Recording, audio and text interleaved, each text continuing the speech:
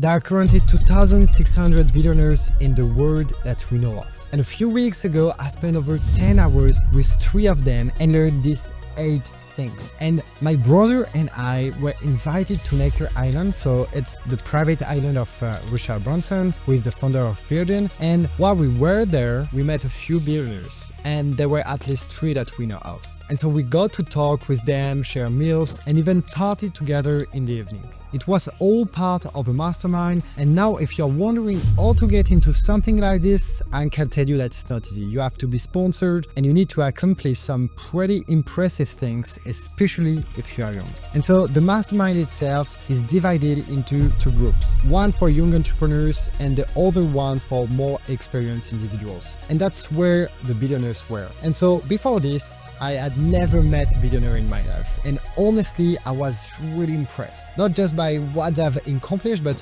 how approachable and down to earth they were. And so we talked and shared stories, and they gave us some powerful lessons. And it reminded me of a video I saw recently: don't listen to millionaires, listen to billionaires. Why? Because becoming a millionaire is pretty simple. I know this from personal experience because I went from 0 to 500k per month in just 3 years. But becoming a billionaire, that's a whole different level. So the first lesson they share was about the time. It's about the 168 hours. And 168 hours, that's how many hours we all have in a week. And how you use them define your results. And so one billionaire told me something that stuck with me. It takes the same time and energy to build a 10 million business as it does to build a 1 billion business. And so at first that sounded impossible, but then he explained, when you aim for 10 millions, you are competing with everyone else who has the same goal. And so the competition is intense because it's a level most people can imagine achieving. But at 1 billion, the competition is completely different. Fewer people even dare to think that big.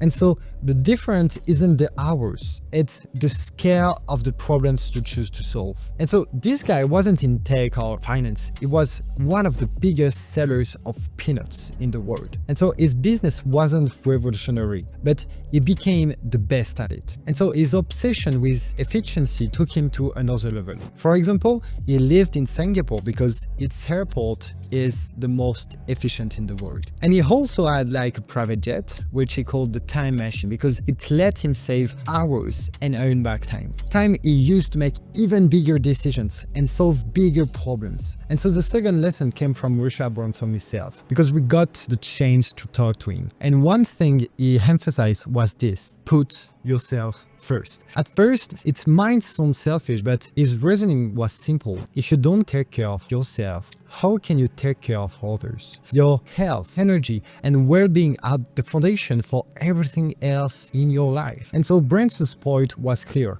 prioritize yourself so you can show up fully for your team, your family, and your goals. And without that, you won't be able to give your best to anyone else. The third lesson also came from Richard Branson: don't take life so seriously. And Branson is often described as the billionaire every billionaire wants to be. And it's easy to see why. At 75, he's still having the time of his life. When we arrived on his island, he was kitesurfing. And after that, he came over, chatted a bit with us, took a picture, and then head off to play tennis. And he approached life with a sense of fun and presence that's hard to miss. He laughs easily, stays in the moment, and seems to enjoy every second. He doesn't even use a phone because, as he sees it, life is too short to be distracted by things that doesn't matter. And so Branson's examples show me that success isn't just about work, it's about living fully and finding joy along the way. The fourth lesson is linked to the third one. It's have fun, lots of fun. That point couldn't have been clearer during the evening parties. One of the billionaires, the peanut tycoon, showed up dressed as a panda. Yes, a panda. And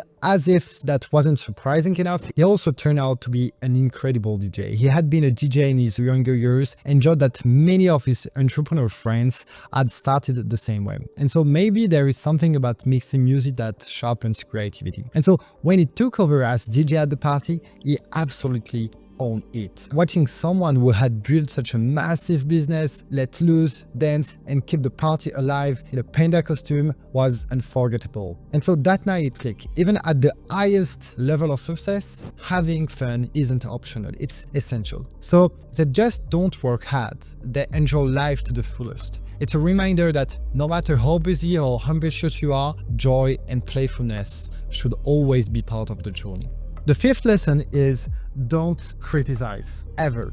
This was another powerful insight from Richard Branson. He lives by this principle, and honestly, it's harder than it sounds. No matter the situation, he avoids criticizing others and letting frustration get the better of him. When I watch him interact with people, you could feel his incredible energy. It's positive, constructive, and completely non-confrontational. I've read all of his autobiography and watched documentaries about him, and this principle comes up time and time again. It focuses on what works, not on tearing others down. The sixth lesson is compliment often and sincerely. This goes hand in hand with avoiding criticize. Branson doesn't just hold back negativity, he actively spreads positivity. I experienced this firsthand because when I thanked him for his book, telling him it inspired me to become an entrepreneur, his response wasn't just polite. In 30 seconds, he paid me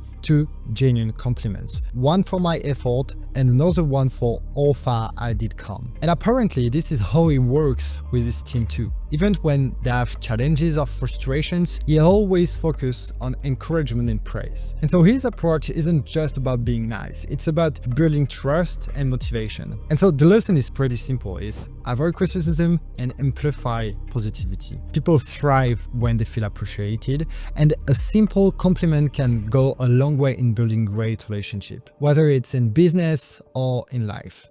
The seventh lesson is be the best at everything you do. And this is a common theme among the billionaires I spoke to, and one of them put it simply. Look at what everyone else is doing and ask yourself, how can I do it better? It's not about arrogance, it's about setting a high standard for yourself in everything you take on. Whether it's your work, your communication, or even how you handle setbacks, strive to outperform. And it's this mindset of relentless improvement that separates the good from the great. And so the takeaway is don't settle for good enough. Commit to being exceptional in every area you choose to pursue, and you will naturally stand out. The eighth and final lesson is mission, vision, and values matter more than I ever realized. And I used to think this was a corporate nonsense. So I was skeptical when the billionaires brought this up, but the perspective changed my mind. When your business is small, everything revolves around the entrepreneur. Your team can feel your energy, understand your goals, and follow your lead. But as your company grows, it gets harder to communicate your direction and keep everyone aligned. That's when a clear mission, vision, and values become essential. They are not just words, they are the compass that guides your team. And so one of the billionaires explained it like this: your mission is what you are trying to achieve, your vision is the future you are building, and your values are the rules you play by. And for example, in our company, Quentin and I are clear. We are not a family, we are a high-performance team. And that means we operate with extreme ownership. If something fails, it's on you. If it succeeds, it's because of you. And so we are all in, and we expect the same from our team. And I know that it's demanding, but it works. And so values aren't about being nice, they are about being consistent. They help you make decisions, like what to hire, what to let go, and how to respond in tough situations. Not everyone will agree with them, and that's okay. When we share our values with our mother, she told us, I couldn't work for you. And that's the point. Values aren't for everyone, but they are non-negotiable for those who stay. And so the takeaway here is a strong mission, clear vision, and solid values aren't just corporate fluff. They are the foundation of a winning team and a growing business. So after coming back from that incredible experience with Richard Branson, one thing became clear. Vision, mission, and values are not just important, they are essential, especially when it comes to attracting talented people who want to work on meaningful projects. And it's something Quentin and I now prioritize. and it made a big difference. So those 8 lessons I share might sound simple, but when you hear them from billionaires, they hit differently. And so the context of who is giving the advice makes a huge impact. And here is the thing, they are not necessarily genius. Spending time with them, honestly, I realize they are just like us in many ways. They have doubt, they get stressed, and yes, even billionaires compare themselves to others. One of them even told me that even with $1 billion, I feel small next to someone with 100 billion. And so it's a cycle that never ends. And that insight was fascinating and a bit comforting because it showed me that success isn't about perfection or being extraordinary from the start. It's about being consistent, aiming higher, and learning along the way. And of course, it was surreal to be in that environment. And yeah, at dinner, Quentin and I made sure to sit near some of the most interesting people in the room. So we found ourselves between the world's largest peanut seller, a market genius, and one of the biggest sellers of testosterone in the US. And you can't make this stuff up. So yeah, those were the 8 lessons I learned. So let me know if any of them resonate with you or if you have ideas for other topics you'd like me to cover. And yeah, as always, it's a pleasure sharing this journey with you, and I will see you next time.